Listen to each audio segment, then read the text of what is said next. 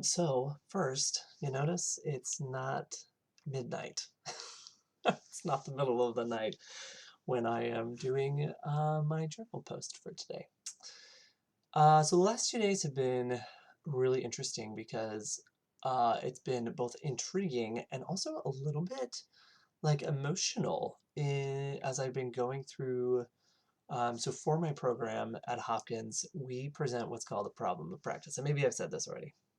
I most definitely have, so I apologize for saying it again. But anyways, so we're going to talk about this for the next 3 years, my problem of practice. And my problem of practice, you might already know it, right? Because I've said it before, is observing morale specifically in my workplace in higher ed.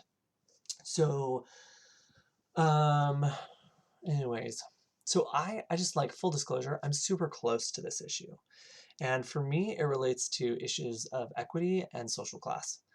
And my observation is that there's like this really weird class system, like a really weird class system within the university setting. Um, and generally, people kind of like stay in their class and they don't really move up. And anyways, I feel weird saying that. Like, I feel like I'm being overly critical. And so I'm just like full disclosure, like, I am recognizing that I'm very close to this problem of practice. And as the research instrument, as I might say using technical jargon, um, as the research instrument, meaning I'm the person doing the observing and the researching, right? I want to try to remove my bias without removing my heart, right? Like, I feel really passionate about this. I feel passionate about seeing my fellow. So my level is instructor. I'm also a program coordinator, but if you were to look at like all the paperwork, I'm an instructor. I just struggle. I struggle to watch my fellow instructors and then also just my colleagues within the university and those who serve as classified staff.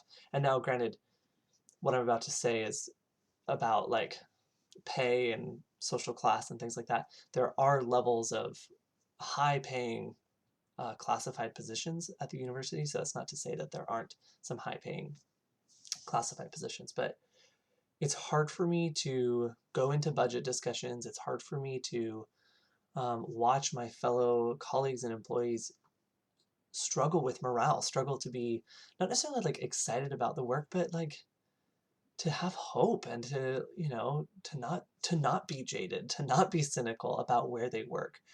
Um, and so, like, like when you buy a new car and suddenly you see everybody has the same car as you. I'm wondering, like, am I just seeing this because I want to? Like, do I see the cynics? Do I see those who are oppressed because that's what I want to see? And I don't think so.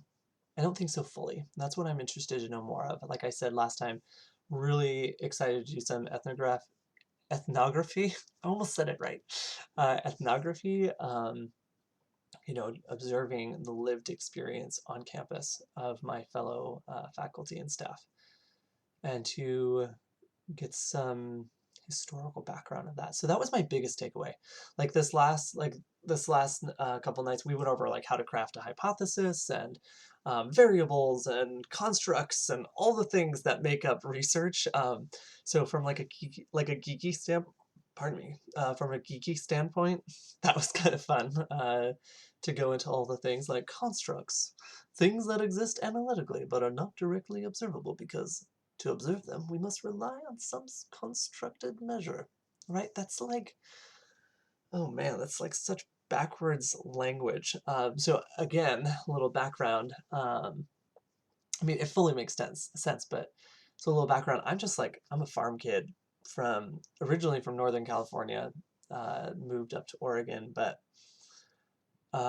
so this is all like new and shiny and fancy to me, um, and also at the same time something I've been working really hard for. So I can't say that I sit here as if like I'm gobsmacked or that I haven't practiced this language for a really long time. But I think I'm always like, wow, this, you know, I'm really grateful to be a part of this and also to put my own spin on it, to put my own little farm boy spin on it and to be like, hey, let's make the language simple and let's break down all the walls of inequity.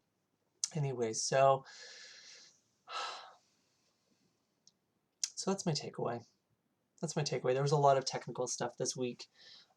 like I said about like variables and things like that, I can tell I am going to have some work around making sure I don't confuse my independent and my dependent variable. So for all of you who are like, oh, Slade, tell me more of that. Like, what does it mean? So your independent variable is the cause, right? And then your dependent variable is the effect. So I'm saying um, what I kind of observe is that differences in social class relate to differences in levels of morale in university personnel. That's what I want to look at. And so originally my question was, what are contributing factors to morale at my university? And so I'm going to get some guidance and advice. If you have thoughts, contact me. Tell me like, Slade, that's off the wall crazy, or if it's like, do it, yes. Um, Anyways, so I think it's a short one today, because I don't think I took my quiz, which was good.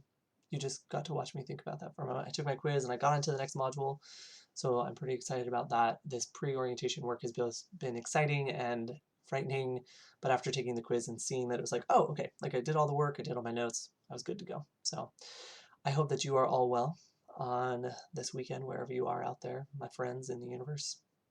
And I'll see you next time, as soon as study sessions pick up again next week. Bye!